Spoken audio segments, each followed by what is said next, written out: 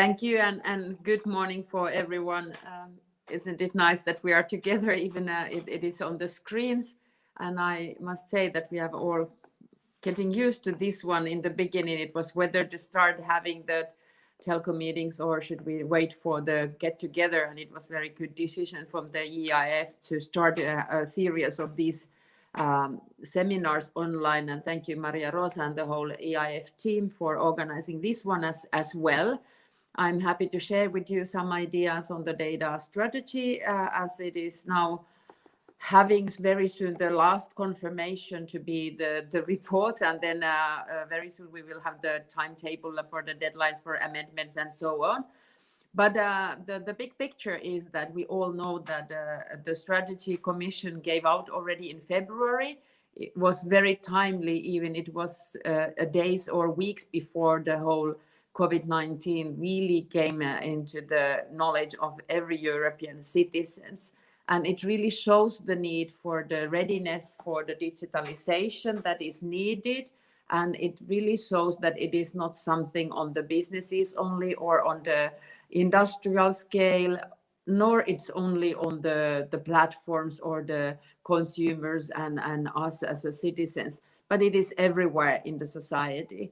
So if we want to set Europe as fit for the digital age, I think the right strategy is not to be passive and follow what happens in the markets, what happens in the innovations and companies, but we have to take the social development on board. And that's why Europe speaks a lot about the values and what kind of society we want with the digitalization.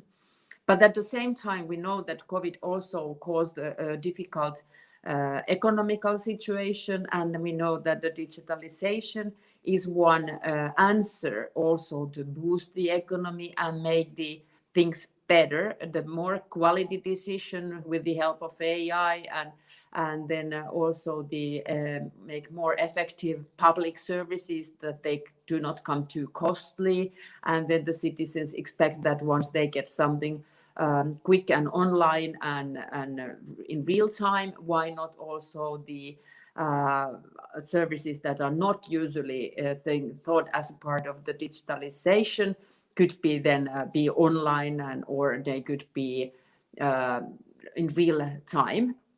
So I think the idea where the commissioner, from the commission, we have the speaker here, but then I support the idea that we need the right framework and practices to make data flows to improve the society, both on the quality of the living here and the quality of the services, the quality of the products, but then also serve the values. You have said it for self.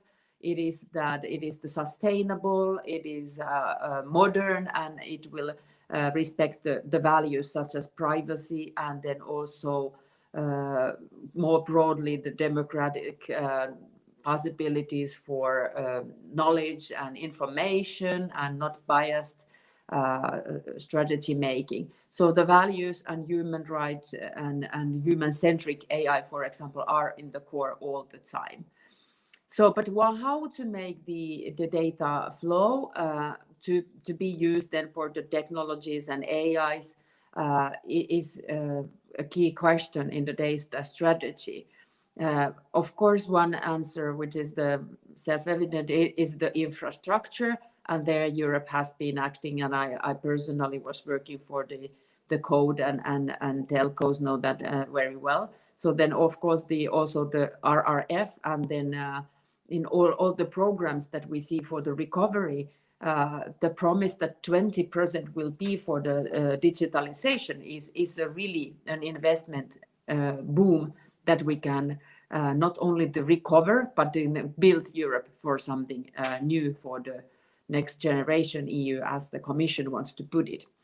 So the infrastructure is not enough, and the technical solutions are not enough. And then the data strategy also looks for the different ways to go further and take next steps. So at this moment, we are not delivering fully the European capacities, and therefore I fully support the initiatives here. And we need investments, clear and predictable rules for innovations to come, and then also common practices, and most importantly, based on the values and principles. So building the growth at the same time, defining what kind of societies we want to live in. And it is not maybe good for Europe to wait a big company to dictate it or a big country to dictate it. But then the build market economy also on the data that is good for all the players, as in the market. We see that not matter big or small, you have some principles to respect. So at the moment, very topical time for the European data strategy. I'm interested to hear the Maltese, the Bayer Katzenberger's, what he will reveal on the EC Commission planning at this stage, as we wait for the data governance legislative proposal already in next week. So I will not go deeper to that, because my report that I left in already in September is maybe lagging behind in the timetable. Unfortunately, it took this half a year in the parliament to decide which committee is in the lead. But now 99% sure it should remain in ITRE. So then anyway, there will be a lot of MEPs working on the issue, as it will be some shared competence with IMCO, Juri, Libe and Tran, and then still many more like CULT, and Agri and other committees are providing their views on the issues. And then as I mentioned, I already published my draft. I'm still very happy to participate here and listen to more, as I also have the possibility to amend my own. And you know what was the very most difficult part writing a draft? It was not to have the opinions, but it was to limit it to 6,000 characters. So last half a day I spent to cutting away the sentences, make them shorter, because this data strategy covers not only the data governance that Commission is giving the first draft for the legislative piece, but then also it covers the Data Act. And then, of course, we need this triangular to work for the AI and data and infrastructure. I wanted to have some comments on that. And then I also work in the Parliament Standing Rapporteur for the e-commerce negotiations under the patronage of the WTO, with the 86 countries now negotiating international rules for e-commerce. So I keep on looking our internal possibilities, but then also the international legislative or agreements, if Europe can deliver with the like-minded partners, and then find a global setup for e-commerce as well. So a few points I want to take up here before I will give the floor to the others, that I want Europe to create a level playing field in the data economy, so that the different players can take part, the different players want to use the opportunity to take steps to come into the data-driven economy, so they feel that they also benefit when they start sharing data. Often the big platforms say that the small, medium-sized companies, they do not have the knowledge, they don't know how to do it. But I'm a little bit afraid that they might know, and they don't just see the benefit coming to themselves, but it is only benefiting the bigger platform. So that's why I want to see that there are the ways that everyone supporting the chain will also take part of the revenues. The second idea, that the real-time data flows also could be good for the people to understand what are we doing here. Why do we lack the online not online, but the real-time data on so many decision making on the public side, and we think, for example, the COVID now. So when we have the statistical information that is official and finally improved, it might be next year than when we can see the health data from the January 2020. So this is maybe embedded in the thinking that we want to do with the data economy. But I think starting to talk with the citizens about the real-time economy with the help of the data and improve the data handling also gives us the better basis for the decision making. That is my motivation, that EU could lead the way, also including the public and then the societal decisions on the economy from this perspective. Then on this document, the Commission proposal very much concentrates on the industrial data, as even the figures are given that 80% of the data is not benefited at the moment, or they are not really used.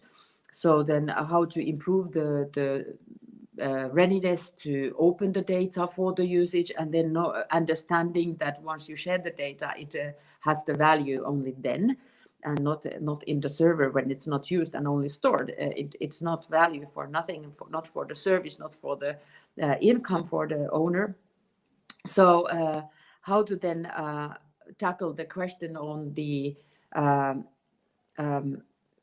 data to be boosted, and then here one difficulty that I wanted to take on board to my report was the mixed data sets. The industrial data, it's quite clear if you read the X-rays, but then actually, yes, it is the containing my bones. So then how much is that covered by the GDPR? And then I do not see the possibility to concentrate only on the industrial data, but I see that the GDPR must be respected all the time and very close, even on the industrial data, and then the readiness to see for the mixed data sets needs to be there, embedded in the governance and the rules that we do, so that we do not also let too much data be unused, and later on it can be gathered with another data, and later to be doomed then that, okay, GDPR needs to be respected here. So for the final, I think the intermediate layer and the edge are the keywords also to find the European way for the markets, that it is not all central, but nor is it all in the device stored and then used with a monopolistic way. But then I think the more players will come when we have the intermediators on the market, and also those intermediators can handle the mixed data sets. So that is an answer for some questions and ideas that we do have.